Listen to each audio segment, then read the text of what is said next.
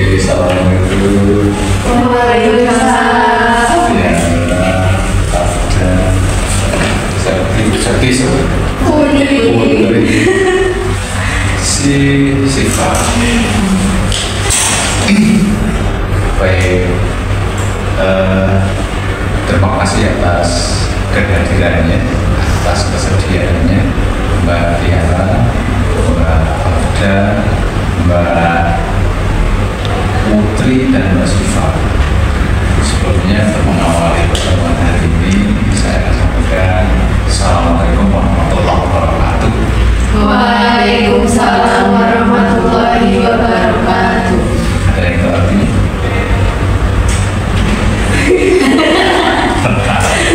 Semoga keselamatan rahmat dan barokah Allah selalu dilimpahkan kepada saudara-saudara sekalian. Amin. Baik teman-teman sekalian, saya sebut teman-teman apa anak-anak ya? Teman-teman sekalian, sekali lagi terima kasih atas kesediaannya untuk pertemuan ini. Sehingga dengan demikian saya berharap semoga nanti menjadi investasi teman-teman, investasi di dalam pengetahuan pengetahuan dan investasi sebagai kebajikan di dunia baginya wal-akhirah. Baik, untuk memulai kegiatan hari ini agar apa yang kita lakukan bisa bernilai ibadah dari Allah SWT dan bernilai silaturahmi bagi kita semua. Marilah kita awali dengan berdoa bersama. Berdoa di dalam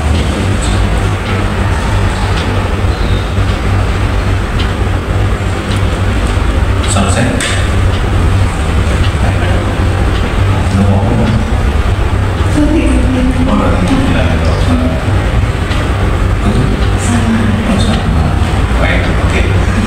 Teman-teman sekalian, hari ini kita akan melakukan konseling kelompok. Jadi konseling kelompok itu ya, seperti yang kita lakukan sekarang, kita bersama di ruangan ini untuk membicarakan hal-hal yang dianggap mengganggu baik secara fisik, psikologis maupun yang lain. Tentunya segala sesuatu yang mengganggu kehidupan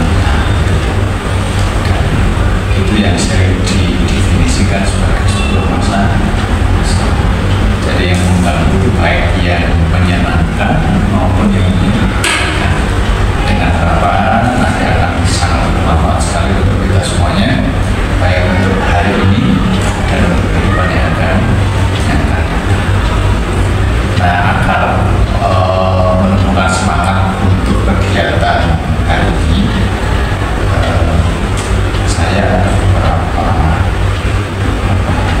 permainan dulu atau mau langsung? Karena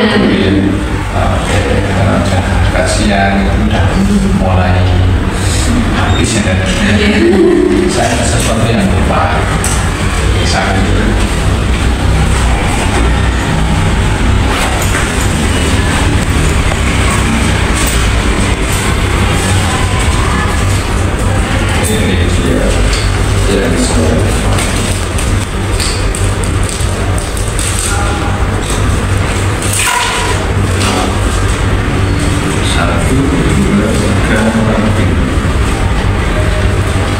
Ambil sendiri-sendiri apa sabar? Sendiri-sendiri. Oke. Saya tahu nanti kita bonus jackpot.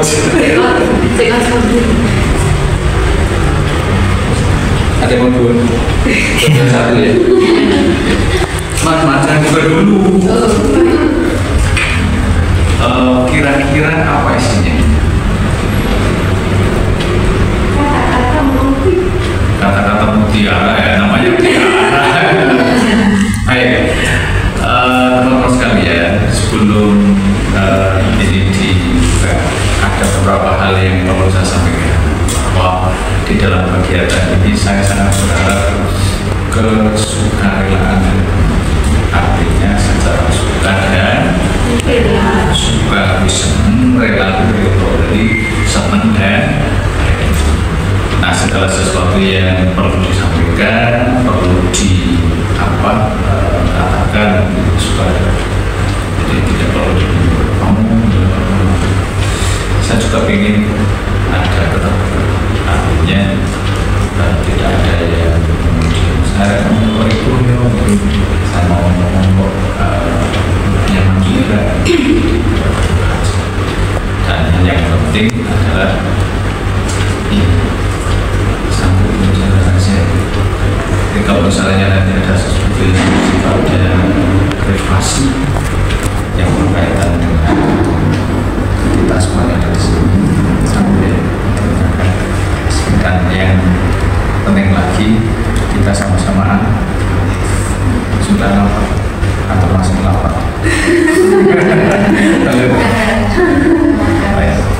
Nah, berkaitan dengan hal itu nanti selanjutnya ketika kita mau menyampaikan pendapat dan sebagainya, tata caranya jangan tawuran seperti yang sering terjadi.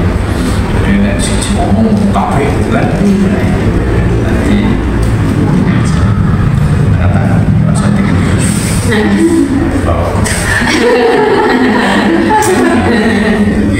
Oke, gitu ya. Jadi nanti siap untuk melanjutkan kegiatan. Siap. Apa namanya ditahan? Gak ada yang sakit kan? Enggak. Sakit ini? Sakit ini? Sakit atau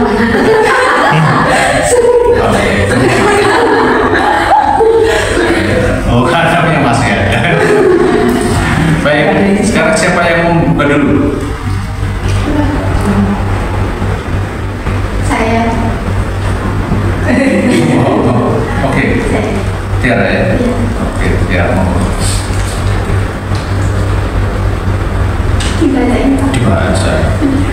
Mengapa Islam diturunkan Allah Subhanahu wa Ta'ala di Arab, bukan di Eropa atau Asia, kecuali Indonesia? Catatan aku Indonesia. Atau Indonesia. Kenapa Islam itu diturunkan di Arab, bukan di Eropa sana, bukan di Asia, dan bukan juga khususnya di Indonesia? Kira-kira kenapa?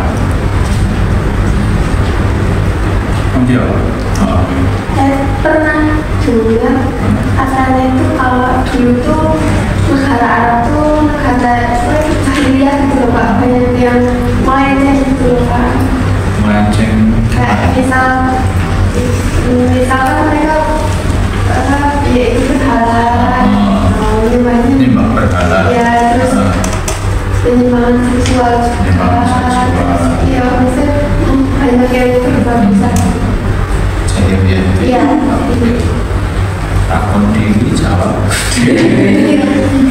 Yang lain ada yang mau coba jawab. Kenapa yang tidak di Thailand? Kenapa tidak di Malaysia? Kenapa juga tidak di Amerika? Itu kira-kira jawabannya apa? Maka jawabannya adalah oke, terima kasih Mbak Tia jawabannya. Tapi yang jelas itu jawabnya karena itulah prerogatif. Tapi paling tidak yang disampaikan Mbak Tiara itu bisa dijadikan sebagai sebuah bermanfaat. Di sana itu memang sangat jahil, menyembah hal patung, gitu. Kemudian perburukan itu atau istilahnya haram, kejahatan dan sebagainya, perbudakan dan sebagainya, sehingga Islam datang diharapkan untuk menjadi rahmatan lil alamin. Jadi kenapa di Arab ya? Hubungan yang ini. Oke, terima kasih Tiara. Yang kedua ada yang mau buka lagi? Buka kertas keburunya. Masa berakit. Ya saya ada Pak. Oke, itu ya. Siapakah orang yang pertama kali membaca dan menulis basmalah? Siapakah orang yang pertama kali membaca dan menulis basmalah?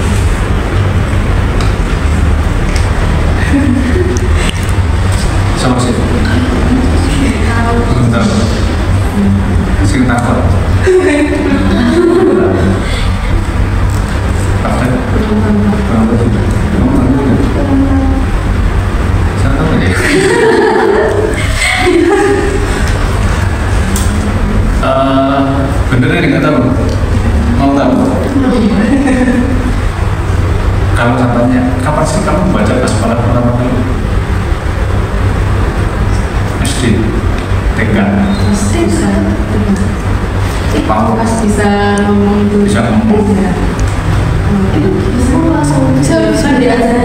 diajarin kamu.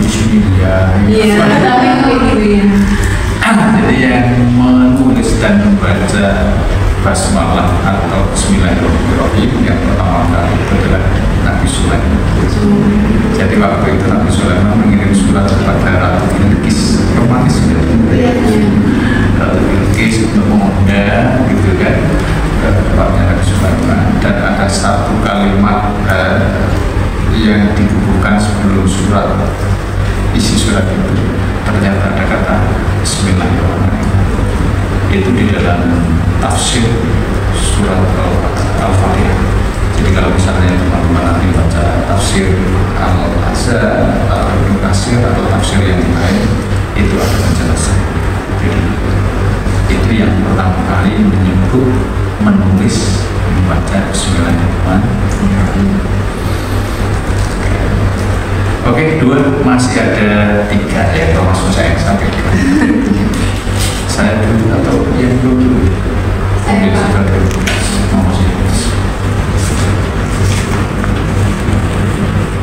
Makanan apa yang hanya boleh dimakan tetapi tidak boleh diperjualbelikan?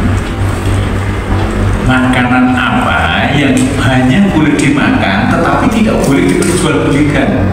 Didol nggak boleh, dijual seberapa murah pun nggak boleh. Oke. Hewan kurban. Gimana? Kurban. Kenapa? Karena hewan kurban hanya milik Allah. Yang beli. Diperjualbelikan. Haram diperjualbelikan ya. Tapi boleh dimakan. Boleh dimakan. Kenapa kamu bisa menjawab itu? Pernah dengar. Oh, pernah dengar. Dari Ustadz. Dari Ustadz ya. Kalau Ustadz benar. Gus. Nanti jangan bilang Gus Miftah. Oke, jadi makasih sih Pak. Makanan atau daging yang hanya boleh dimakan, dikonsumsi, tetapi tidak boleh diperjualbelikan adalah hewan atau daging. Jadi kalau dimakan memang boleh ya, tapi kalau diperjualbelikan tidak boleh. Jadi misalnya saya dapat banyak yang bilang, itu orang duit tidak boleh. Meskipun misalnya di kamu kan banyak ya, karena saya dapat jatah dari sini, dapat jatah dari sana, dapat jatah dari sana. Oh, daripada terlalu banyak, karena saya banyak makan daging, nanti kolesterol dan sebagainya, saya coba untuk dijual. Itu enggak bolehnya apa? Dimakan. Dimakan, saya dimakan. Masak. Ya itu ada yang mentah, kosong mau dimakan. Bagi kan gitu ya. Kalau dibagi justru boleh. Artinya apa? Tapi jangan mengatakan ini aku orang doyan. Jadi dibagi siapa yang membutuhkan. Oke, masih dua. Satu yang belum. Maaf, udah apa ya? Babi apa yang tidak pernah membuat resah atau takut, tapi justru membuat suasana aman dan nyaman? Babi. Iya, Babi apa? Yang tidak pernah membuat takut atau rusuh, tapi justru dengan babi itu akan ada keamanan dan kenyamanan.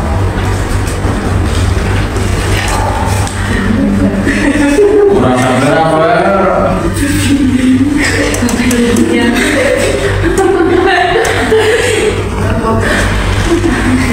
Anak belum tahu. Tahu? Nggak tahu juga. Saya juga nggak tahu. Perhatikan dengan pasang telinga, fokus mata. Jangan susu-susu. Babi yang bisa membuat aman dan nyaman tidak pernah menjadi tempat oleh babi insan. Babi insan. Tahu? Babi insan. Siapa itu? Seorang bintara tentara yang ditugaskan di desa-desa, namanya babi insan. Iya. Itu kan bikin aman kan? Iya. Itu.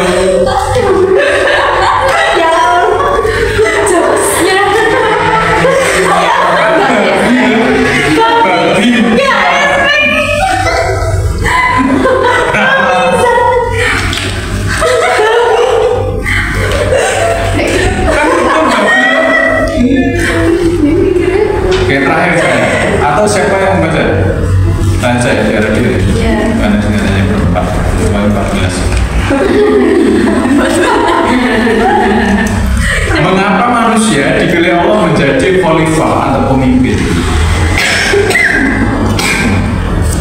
Jangan lagi saya yang harus menjawab. Ada yang menjawab? Oke. Menyayangkan. Emang malaikat katanya.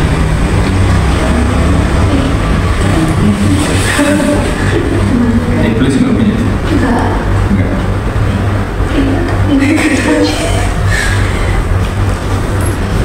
Kenapa manusia itu dijadikan sebagai khalifah di muka bumi? Oke, terima kasih sekali. Oh, saya kenapa ya saya terlalu saya berpikir? Karena manusia itu punya otak itu membedakan antara yang benar dengan yang salah. Jadi itu filosofinya. Kemudian manusia itu juga punya hati. Dengan hati manusia itu bisa berbuat baik, bisa berbuat. Nah, perbedaannya apa? Jadi kalau manusia itu kenapa dijadikan khalifah? Maka fitrah manusia itu. Jadi kalau menggunakan akalnya untuk benar, menggunakan hatinya untuk kebaikan, itu fitrah. Tapi ketika menggunakan akalnya untuk kesalahan, menggunakan hatinya untuk keburukan, itu nafsu. Sehingga kenapa manusia itu dijadikan sebagai khalifah? Karena manusia itu punya akal, punya hati.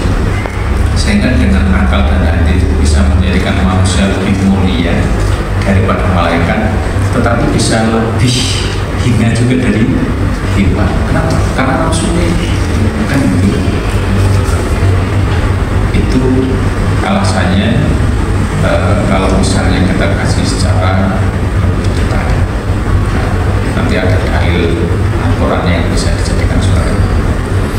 Oke, terima kasih. Tepuk tangan untuk kita semua. Dan segera ya? Nggak ada lagi kan? Nggak ada lagi. Kalau orangnya. Baik, terima kasih. Kita siap melanjutkan? Ya. Nggak ada yang sakit ya? Kalau sakit hati saya nggak tahu. Kalau itu rahasia. Ayo. Teman-teman sekalian, hari ini kita akan mencoba untuk mengkaji terkait dengan pikiran dan keyakinan yang ada di pikiran itu apa ya? Antara otak atau akal yang benar dan yang salah itu seperti apa? Kalau yang negatif itu yang salah, gitu ya? Kemudian keyakinan atau bisa dikatakan sikap itu dari hati, atau kalau dalam bahasa lebih kerennya dalam dunia konseling keyakinan, ya kan? Itu ada yang baik, ada yang. Nah, jadi pikiran atau keyakinan kita akan mencoba untuk mengidentifikasi apa ya. Kalau pikiran negatif, jadi pikiran yang salah, keyakinan yang negatif, keyakinan yang buruk, keyakinan yang buruk. Teman-teman sekalian, coba kita buka api. Tadi sudah sempat saya kirimkan.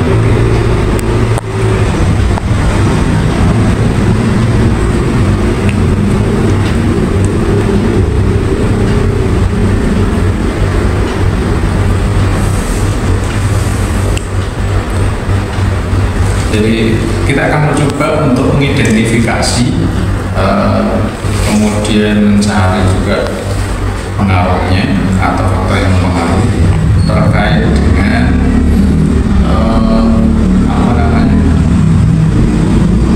pikiran dan keyakinan negatif itu berdasarkan nilai-nilai religius.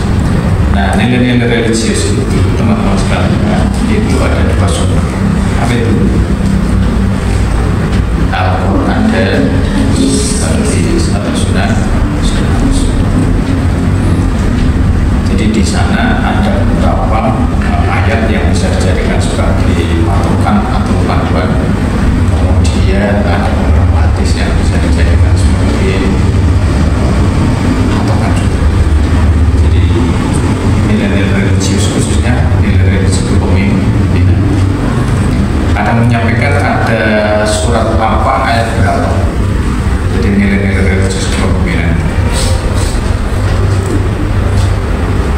di sana yang pertama itu ada apa?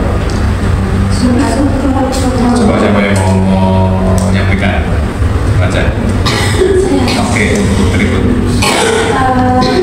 Al-Quran surat Al-Baqarah ayat 30. Nah, bisa dibaca. Manusia sebagai khalifah yaitu pemimpin dalam mengelola kehidupan dunia. Sama hadis. Hadis ayat. Ayat. Tadi baca Qurannya. Bisa dibacakan? Enggak lagi langan. Oh, enggak. Oke, kalau lagi langan nggak usah artinya aja. Yang artinya, ingatlah ketika Tuhan berfirman kepada para malaikat, sesungguhnya aku hendak menjadikan seorang khalifah di muka bumi. Mereka berkata, mengapa engkau hendak menjadikan khalifah di bumi itu orang yang akan membuat kerusakan padanya dan menumpahkan darah, padahal kami senantiasa bertasbih dengan memuji engkau dan mensucikan engkau. Tuhan berfirman, sesungguhnya aku mengetahui apa yang tidak kamu ketahui. Jadi kalau bisa saya rasakan ayatnya, Alhamdulillah bisyaitanirrajim wa idhqala rabbuka lil malaikati inni ja'ilun fil ardi khalifah qalu ataj'alu fiha ma yufsidu fiha wa yasfiku wa nahnu nusabbihu bihamdika wa nuqaddisu lak qala inni a'lamu ma la ta'lamun. Jadi wa idhqala, dan ketika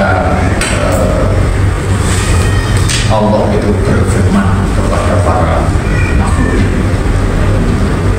Rabbuka, Tuhanmu, lil malaikat, kepada para malaikatnya, ini ja'ilun fil ardi khalifah, sebenarnya saya ingin menjadikan manusia sebagai khalifah. Nah, pada saat itu para malaikat makhluknya itu menanyakan, ya Allah, kenapa sih ingin menjadikan manusia sebagai khalifah? Manusia itu kan cirinya dua. Satu, sering berbuat kerusakan. Jadi sering berbuat kerusakan. Kemudian yang kedua, sering melakukan perubahan darah, gitu ya di dalam ayat ini. Jadi dua itu, sering berbuat kerusakan dan sering melakukan perubahan darah. Ada satu ayat juga yang menegaskan itu. Jadi itu al-fasadu fil barri wal bahri, menegaskan ayat itu. Apa-apa kerusakan yang ada di langit dan bumi itu tidak lain dan tidak bukan karena ulah tangan manusia. Jadi kalau misalnya sekarang dunia itu semakin panas, Magelang itu dulu kan terkenal adem gitu ya. Sekarang berapa udah mulai panas, gitu kan? Daerah Bandungan mulai panas. Itu kalau dari ayat ini ya, karena ulah tangan manusia. Yang kedua, manusia itu sering sekali melakukan pertumpahan darah. Perang dunia 1, perang dunia 2. Kalau dalam konteks Islam adalah perang Badar gitu ya. Kalau dalam dunia legenda itu ada perang Paratoyudo gitu ya, dunia Mahabharata gitu. Nah, ternyata sekarang di sekitar kita itu iya, kadang-kadang yang namanya membunuh orang itu seakan-akan mudah sekali. Terakhir kasus yang masih anak 14 tahun membunuh ayahnya itu membunuh neneknya kan, dan sebagainya itu kan. Nah, kemudian kenapa manusia dijadikan khalifah ya Allah? Akhirnya Allah jawabnya, aku lebih mengetahui daripada yang kamu ketahui. Ternyata apa? Kembali lagi tadi yang disampaikan Putri. Jadi karena manusia itu punya akal yang bisa bedakan antara yang benar dengan salah, dengan punya hati yang membedakan antara yang baik dengan buruk. Sehingga ada satu hadis, inna fi jasadil mudghah. Jadi semuanya di dalam tubuh manusia itu ada segumpal daging, segumpal darah. Nah, bila segumpal darah atau daging itu baik, maka baik hidupnya, dan apabila segumpal darah atau daging itu rusak, maka rusak. Tahu kan kamu apakah itu kan? artinya sebenarnya kerusakan hidup ini kan tergantung dari nafsu-nafsu itu, kesalahan akal atau otak, dan keburukan hati, gitu kan, keburukan hati. Dan itu adalah pikiran atau keyakinan yang negatif berdasarkan ayat tadi. Nah, kalau misalnya di dalam surat Al-Baqarah ayat 30 itu, kalau teman-teman mau lebih paham, itu bisa membaca tafsirnya, karena kalau memahami ayat Al-Quran kami tidak lebih dari pengetahuan kita. Apa yang kamu ketahui tentang khalifah? Pemimpin. Nah, jadi kepemimpinan terserah. Jadi pemimpin itu apa sih? Kalau saya pemimpin ya orang yang bisa memimpin orang yang bisa menggerakkan Orang yang bisa menggerakkan banyak. Nah, oke. Ada lagi? Kepemimpinan. Nah, jadi kembali lagi nilai-nilai religius kepemimpinan. Jadi sebenarnya orang yang punya jiwa pemimpin itu seperti apa sih gitu?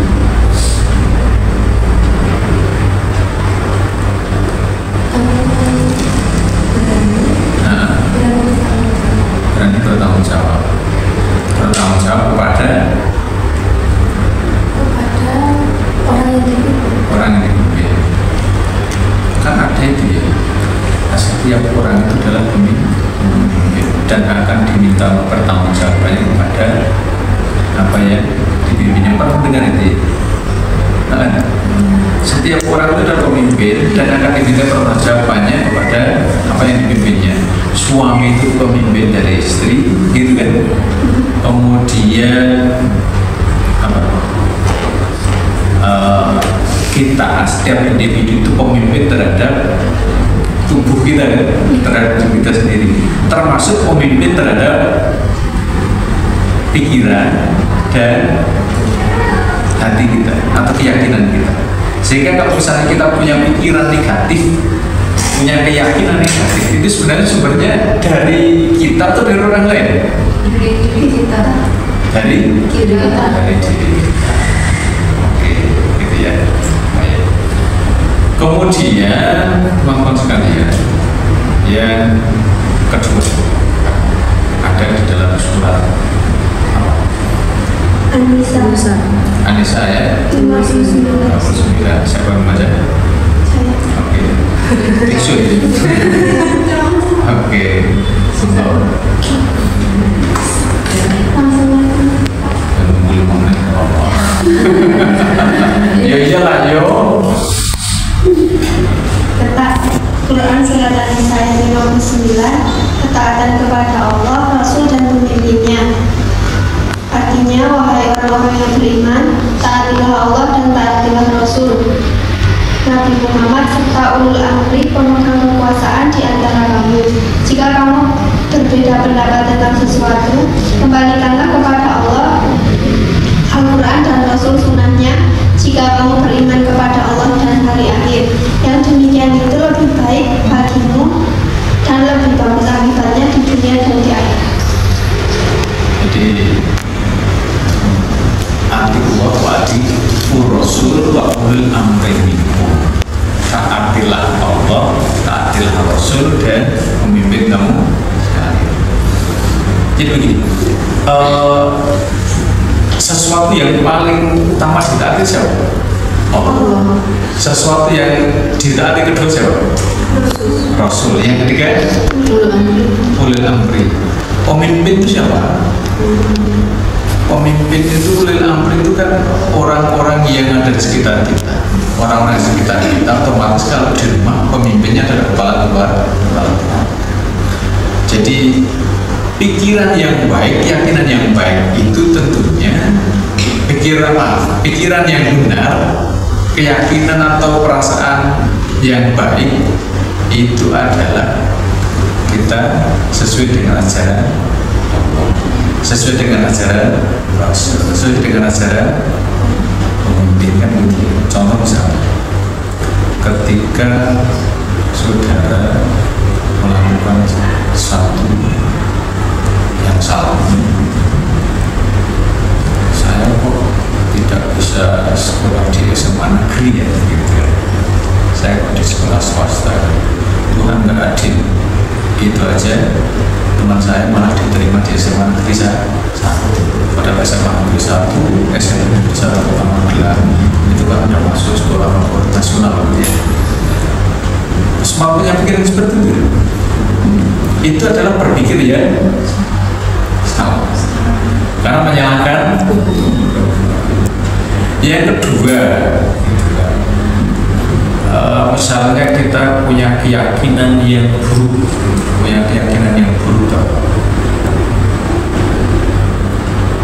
contoh Islam itu kan di dalam Al-Quran itu kan mengizinkan laki-laki untuk menikahi perempuan itu maksimal 4. Sekarang saya bertanya, jujur sejujurnya, ya. Seandainya besok punya suami dan suaminya mengatakan, Dek Tiara, Bunda Fafda, Mami Siva, ya Ibu Putri, bolehkah suami menikah lagi? Kira-kira jawabannya ini, siapa yang mau menyampaikan jawabannya gimana? Oke. Enggak. Boleh tapi jangan saya. Berarti nggak ikhlas ya? Boleh tapi jangan saya. Kamu gimana? Kalau saya tak tanya emang sanggup Apa sih yang mau nggak sanggup ya? Oh belum dilaksanakan kok nggak tahu ada ketugasnya gitu. Oh jangan lagi. Ini yang satu belum juga ada. Gimana? Nggak tahu gitu ya? No. Jangan dong. Saya aja. Oh cukup sana. Iya. selamanya. Semua. Satu selamanya itu juga habis.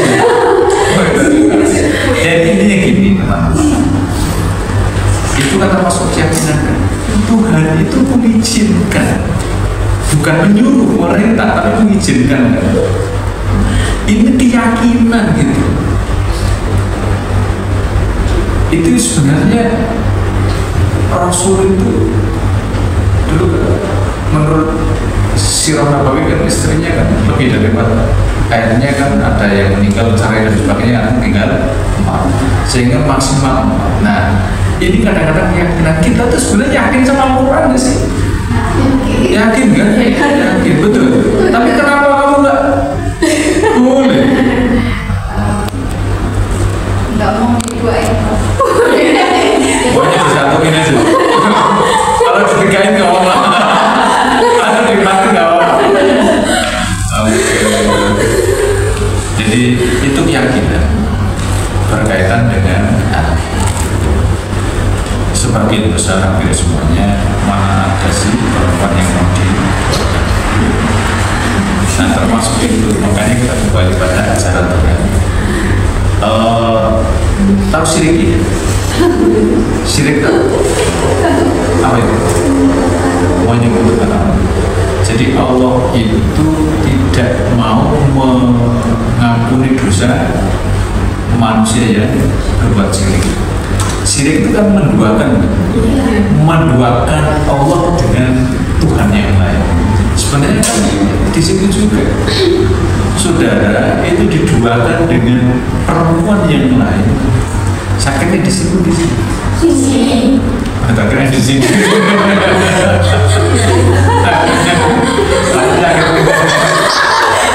Termasuk syirik apa? Kalau balik kami Syirik kayak kalau misalnya poligami, asalkan ada izin nggak apa-apa boleh. kita harus yakin bahwa yang disampaikan oleh Rasul mengizinkan bukan menyuruh, itu orientasinya apa? Kebaikan. Karena apa? Karena kalau misalnya kita, menurut saya ya, jumlah penduduk antara laki-laki dengan perempuan itu lebih banyak perempuan. Nah, cuman sekarang itu orientasinya orang menikah itu kedua ketiga kalinya biasanya nyari istri yang kedua, yang ketiga itu lebih mudah, lebih cantik. Nah, dulu Rasul kan enggak, ada janda dan sebagainya kan. Istilahnya apa ya istilahnya? Kalau dalam bahasa pendidikannya itu memanusiakan kemanusiaan manusia, bukan memanusiakan manusia. Jadi kalau sekarang kan enggak, masa sih pagi mau menikah lagi dengan yang lebih tua dari istri saya.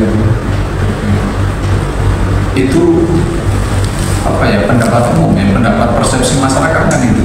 Jadi punya istri itu yang kedua, ketiga dan sebagainya itu biasanya kan cenderung lebih muda dari istri pertama, cenderung lebih dianggap cantik dari istri pertama, dianggap artinya kan subjektif.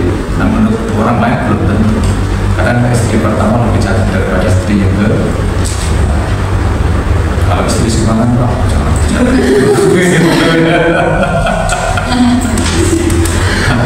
oke. Sehingga apa? Pikiran kita, keyakinan kita bahwa ajaran Allah, ajaran Rasul itu adalah pasti benar dan baik. Termasuk misalnya pemimpin di keluarga, siapa pemimpin keluarga?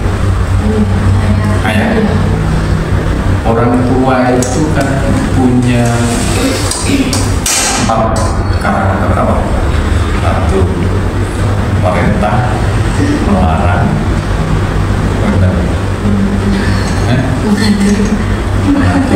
moral kan? Terus apa? Perintah, melarang, moral, kemudian menyuruh pemerintah.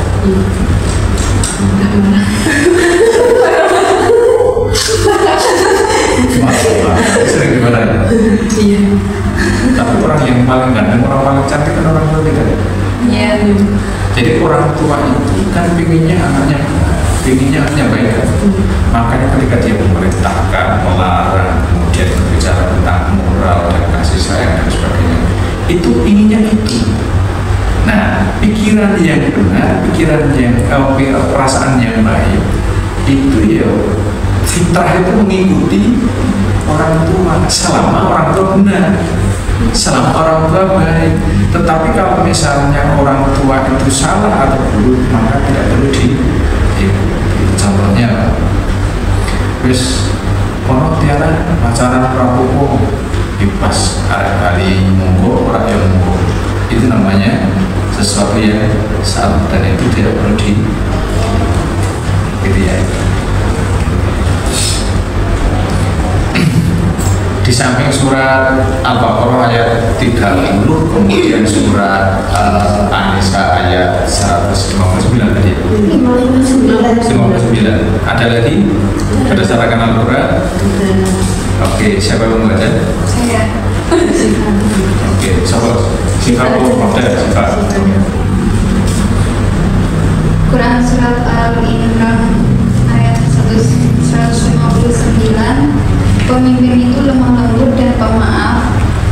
Artinya, maka berkat rahmat Allah engkau Muhammad berlaku lemah lembut terhadap mereka. Sekiranya engkau bersikap keras dan berhati kasar, tentulah mereka menjauhkan diri dari sekitarmu. Karena itu maafkanlah mereka dan mohonkanlah ampunan untuk mereka dan bermusyawarahlah dengan mereka dalam urusan itu. Kemudian apabila engkau telah membulatkan tekad, maka bertakwalah kepada Allah. Sungguh Allah mencintai orang yang bertawakal. Oke, artinya pemimpin itu lemah lembut. Itu ya? Lemah lembut dan pemaaf. Lemah lembut itu ya bagaimana? Beda ya dengan lemah lain. Seperti saya. Ini lemah lembut? Oh enggak.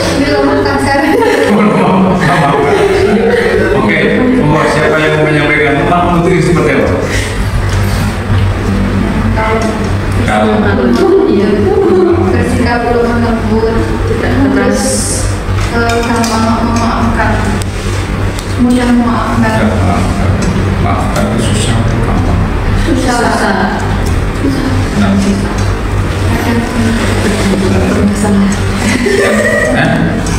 masalahnya orang yang mulia itu adalah orang yang Tuhan saja itu memberikan ampunan kepada makhluknya yang berbuat. Tapi kenapa manusia tidak memaafkan? Kamu kalau dibohongi sama mantan kamu memaafkan juga? Oh mantan iya. Kalau pacaran Kalau pacaran nggak maafkan?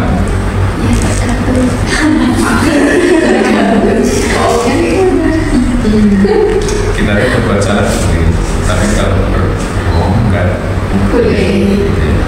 Jadi artinya sebenarnya Tuhan itu mengajarkan pada kita, Islam itu mengajarkan dalam nilai-nilai Al-Quran atau hadis itu kita tidak diajar untuk memaafkan kepada siapa juga, karena orang yang memaafkan itu nanti pikirannya akan benar dan keyakinannya kita, hati kita akan baik. Karena kalau orang yang tidak memaafkan akhirnya akan ada dendam dan di sini pikiran terus, oh, saya nggak akan pernah maafkan sampai 7 bulan misalnya. Jadi yang ada di sini hanya benci semua fakta, dendam semua fakta. Akhirnya apa? Pikiran menjadi sakit, keyakinan menjadi sakit gitu. Karena selalu salah dan selalu dan itu harus. Nah sehingga ketika sudah seperti itu maka manusia itu dijadikan Allah SWT karena manusia itu kan bisa menjadi mulia dengan kebenaran akal dan kebaikan. Tapi kalau pikiran yang negatif, keyakinan yang negatif atau nafsu, maka bisa lebih rendah daripada hidup. Karena melakukan segala sesuatunya dengan nafsu, jadi tidak mau tahu aturan, pokoknya semau. Itu adalah nilai-nilai religius dalam Al-Quran. Kemudian yang kedua ada nilai-nilai religius dalam hadis atau sunnah Rasul. Ada yang menyampaikan? Mungkin kamu boleh. Hadis riwayat Bukhari, semua manusia adalah pemimpin. Artinya masing-masing kalian adalah pemimpin dan ia akan dimintai pertanggungjawaban tentang orang yang dipimpinnya. Penguasa adalah pimpinan bagi manusia dan ia akan dimintai pertanggungjawaban tentang mereka. Seorang laki-laki adalah pemimpin bagi keluarganya dan dia akan dimintai pertanggungjawaban tentang mereka. Wanita adalah pemimpin bagi rumah suaminya dan anaknya dan dia akan dimintai pertanggungjawabannya. Seorang budak adalah pemimpin terhadap harta tuannya dan dia akan dimintai pertanggungjawaban harta yang diurusnya. Ingatlah, masing-masing kalian adalah pemimpin dan masing-masing kalian akan dimintai pertanggungjawaban tentang kepemimpinan. Oke, setiap kita adalah pemimpin. Jadi kalau saya sudah berkeluarga, itu anak saya, istri saya, itu saya jadi pemimpin. Dan anak saya, istri saya tetap makmum. Saya kan makmum. Jadi saya akan minta pertanggungjawaban. Jadi kamu sering memberitahukan yang baik yang benar dengan istri, dengan anak. Tapi kalau kamu yang masih sendirian dengan diri itu, ya apa yang kamu lakukan dengan pacaran? Misalnya kan gitu kan, berarti kan pemimpin terhadap tubuh kita. Jadi tangan kita untuk apa, mata kita untuk apa, dan sebagainya dan sebagainya. Sehingga ada satu pemahaman. Sebenarnya mata kita kan disebut panca indera ya. Mata terus panca indera yang 5 itu mata, mulut, terus tangan, telinga, hidung, 5 ya. Kenapa sih itu yang basuh selalu macam enggak pasti. Wudhu itu kan satu telapak tangan, kedua berkumur, tiga duduk, keempat muka, tangan, terus rambut, terus telinga, kaki. Kenapa yang dibasuh? Padahal yang mengeluarkan hadas kan bukan itu. Seseorang misalnya kencing, kemudian buangan besar itu kan membatalkan wudhu kan. Kenapa yang dibasuh bukan itu ketika wudhu?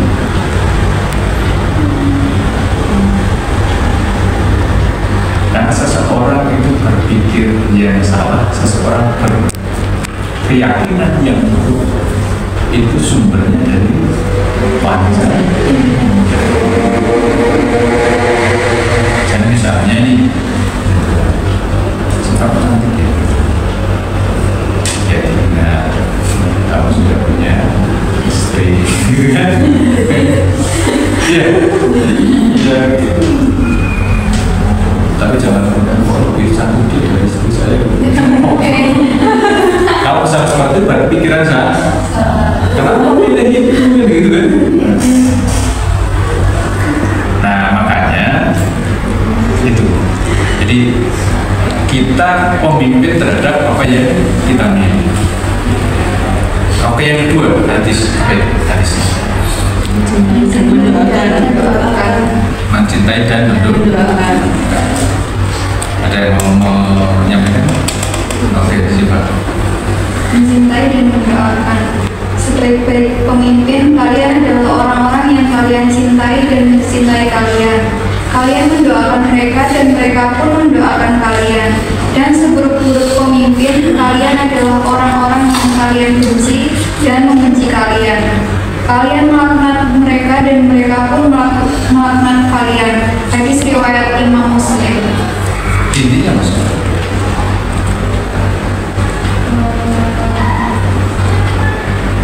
Jadi sebagai pemimpin itu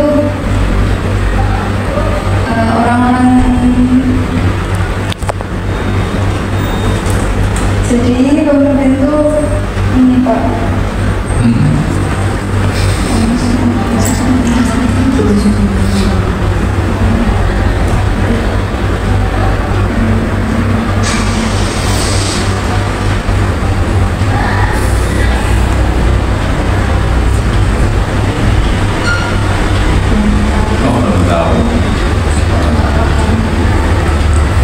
Jadi pemimpin itu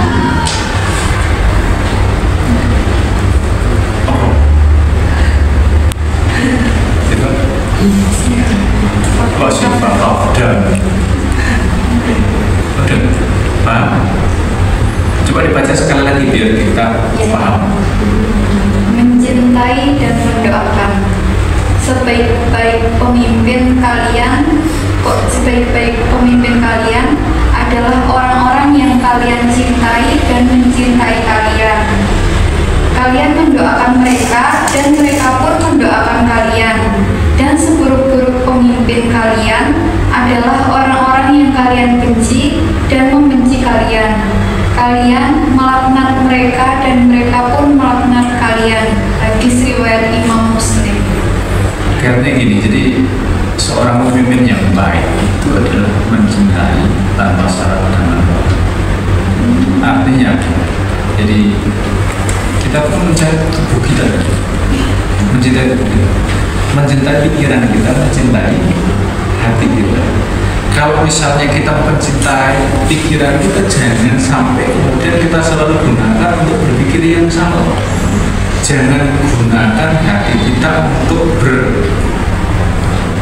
beremosi atau berkeyakinan yang itu berarti mencintai tanpa syarat. Nah kemudian mendoakan juga gitu kan. Semoga saya selalu bisa berpikir positif, semoga saya bisa selalu bersikap baik kan gitu kan. Contoh misalnya ada seseorang yang berbuat menurut pandangan umum, menurut budaya itu adalah salah. Akhirnya apa? Dalam dunia hukum ada istilah praduga tak bersalah. Itu salah satu contoh. Sehingga kita bisa mencintai dan mendukung. Nah, kaitannya dengan tugas perkembangan saudara sebagai orang yang berada dalam fase dewasa. Masa tersenyum.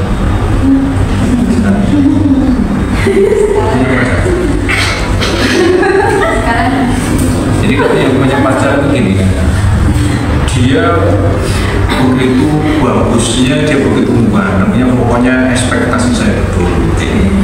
Nah, kemudian dia harus sama saya, tapi berpikir yang baik, yang benar, kemudian berkeyakinan yang baik, itu kan ada sebenarnya. Ya Allah, ketika dia jodoh saya, dekatkanlah saya. Tetapi ketika dia tidak atau bukan jodoh saya, jauhkan dia dari saya. Ketika dia baik untuk saya, dekatkan. Ketika dia buruk untuk saya, jauhkan. Kan gitu. Nah, itu salah satu pikiran dan keyakinan yang baik dan benar. Sehingga kalau misalnya berpisah, tidak terlalu sakit, tidak terlalu sedih, sampai nangis sampai itu kalau bahasa Putri berjamin. Gitu ya. Jadi teman-teman sekalian, pikiran yang negatif, keyakinan yang negatif bisa dibahas. Oke, apa coba siapa yang mau menyimpulkan?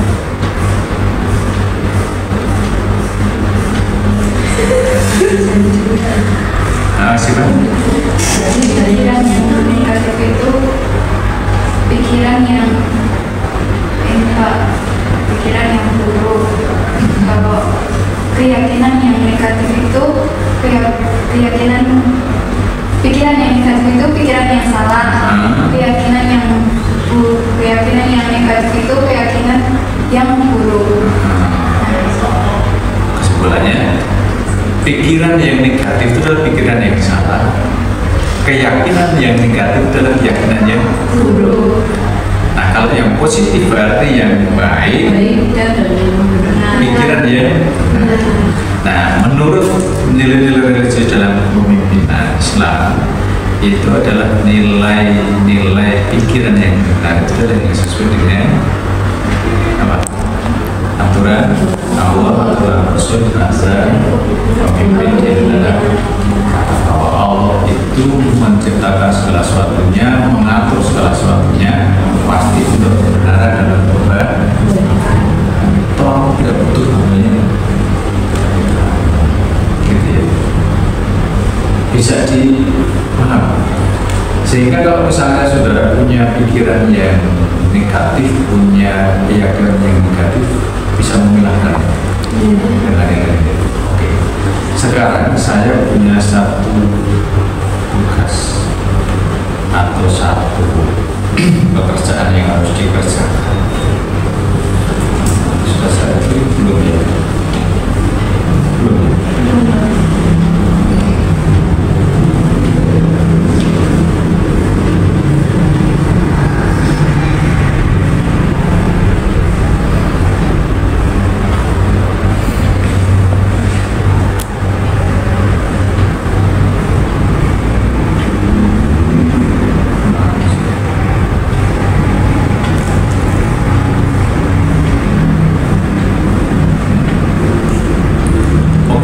Nanti ini saya kirimkan sebagai PR pekerjaan rumah yang harus dijawab terkait dengan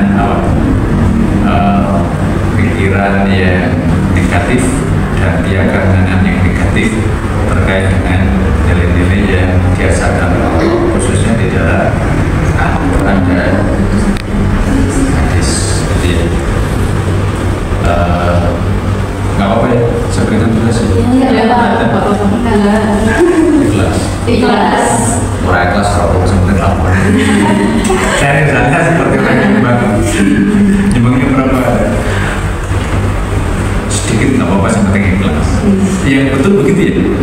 Tapi bahasa yang ada di masyarakat biasanya apa? Orang ikhlas kalau apa yang penting kayak gitu. Tapi yang benar, yang baik itu tidak perlu banyak, nggak apa-apa, yang penting sehingga teman-teman ketika tadi sudah disebutkan ada satu hal yang perlu dipahami bahwa ada materi pemimpin yang seperti apakah yang bisa lebih dulu masuk surga daripada yang disebut kiai, ustaz, atau hakim, atau syekh.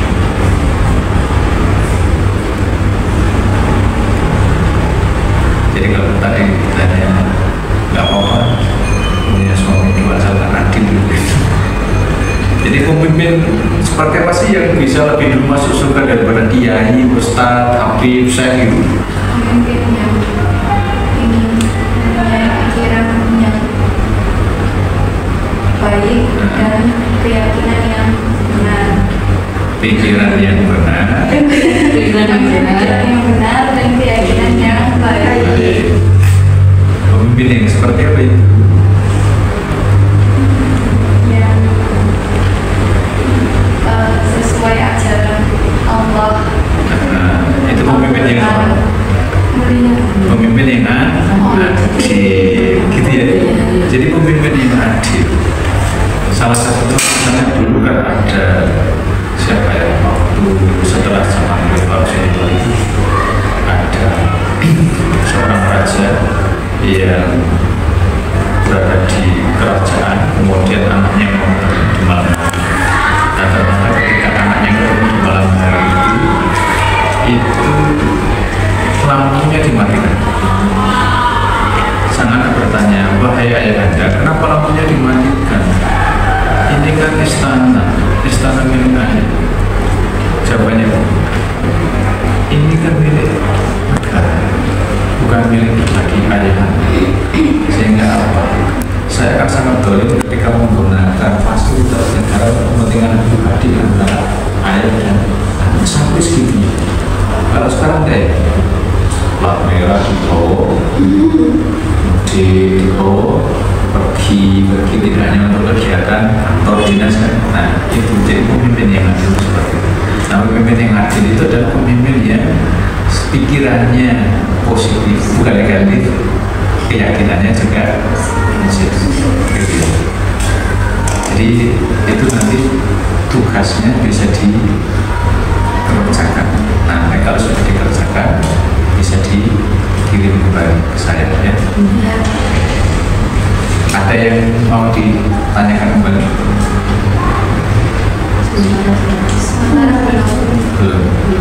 Belum atau sudah?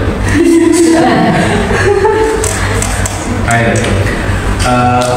Kalau begitu teman-teman sekalian, bolehkah saya bertanya, apakah saudara bisa mengidentifikasi antara pikiran dan keyakinan yang negatif itu yang seperti apa?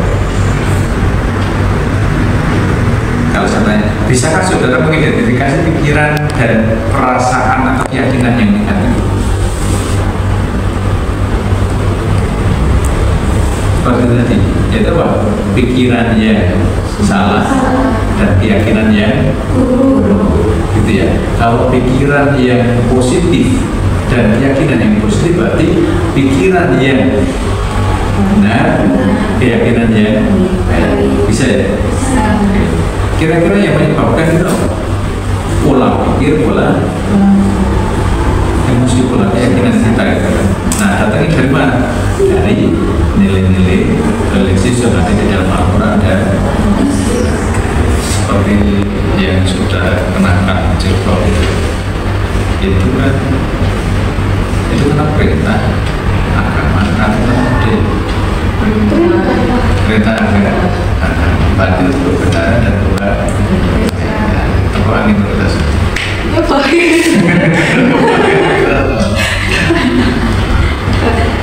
Oke, saya kira kegiatan konseling ini akan segera kita akhiri, gitu ya. Sepakat ya? Tidak dilanjutkan sampai nanti ya. Oh iya, baik, teman-teman sekalian, untuk kegiatan yang akan datang dengan jadwal yang sudah kita sepakati. Jadi mohon bisa dipindahkan kita bersamanya. Masih bersedia? Kalau tidak bersedia, nanti sampaikan sesuatu ada. Asalkan dia bersedia Pak, tapi saya harus ada ini ada itu. Itu namanya dasar. Gitu ya. Oke. Terima kasih sekali partisipasi dari teman-teman sekalian untuk pertemuan hari ini, gitu ya. Ini semoga apa yang kita bicarakan hari ini bisa mengidentifikasi pikiran dan keyakinan yang negatif, sehingga kita akan berubah menjadi pikiran dan keyakinan yang positif, yaitu yang benar dan begitu sih Pak. Putri, Fafda, ya saya sebut semua ya. Kalau saya sebut Siva aja nanti nggak adil. Saya sebut Fafda aja nanti Putri sama si Tiara. Ya. Terakhir sebelum saya akhiri atau sebelum kita sudah ada yang menyampaikan semacam sekapur sirih atau sepatah kata atau bisa disebut kesan-kesan setelah kita kegiatan ini. Ada? Kalau nggak ada mau apa?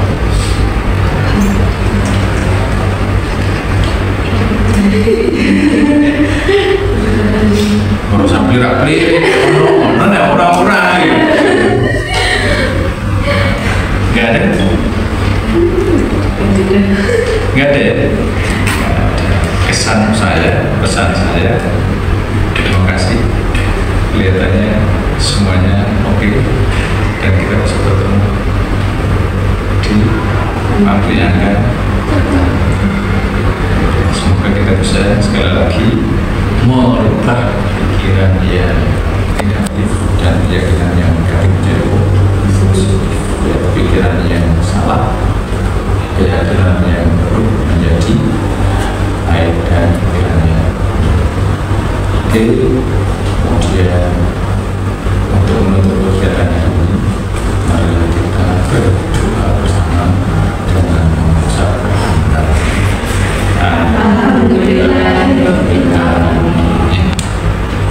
karena katanya kalau segala sesuatu diawali dengan basmalah, diakhiri dengan hamdalah, itu akan diterima oleh Allah. Semoga nanti kita di rumah diterima oleh keluarga kita dan selamat bercengkrama dengan orang-orang tercinta di dunia. Kita bertanya. Terima kasih. Saat ini assalamualaikum warahmatullahi wabarakatuh. Waalaikumsalam warahmatullahi wabarakatuh. Terima kasih. Saya tuh sudah